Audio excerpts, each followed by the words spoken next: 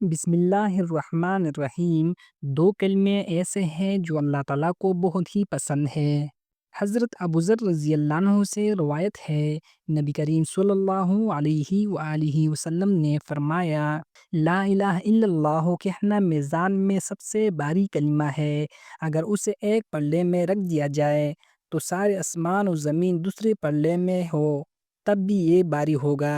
مسند احمد حدیث نمبر 21509۔ حضرت جابر رضی اللہ عنہ سے روایت ہے، نبی کریم صلی اللہ علیہ وآلہ وسلم نے فرمایا، جو شخص دن میں 100 مرتبہ سبحان اللہ و بحمدہ کہے، اس کے گناہ معاف کر دیے جاتے ہیں، چاہے وہ سمندر کی جاگ کے برابر ہو۔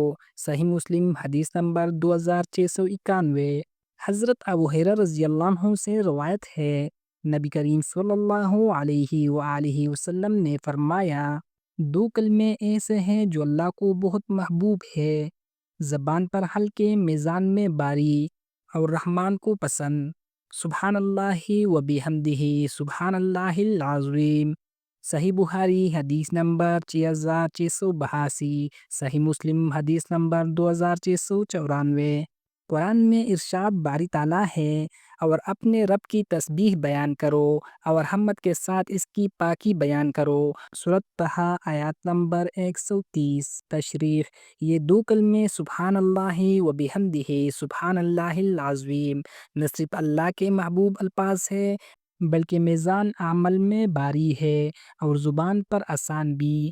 یہ وہ ذکر ہے جسے پڑھنے والا اللہ کا محبوب بندہ بن جاتا ہے اور جس کے بدلے گناہوں کی معافی اور اجر عظیم ملتا ہے۔ اگر آپ چاہتے ہیں کہ آپ کی زبان اللہ کے محبوب کلمات سے تر ہو تو چراغ ایمان کو سبسکرائب کریں اور اس نیکی کو آگے شیئر کریں تاکہ دوسروں کا بھی فائدہ ہو جائے۔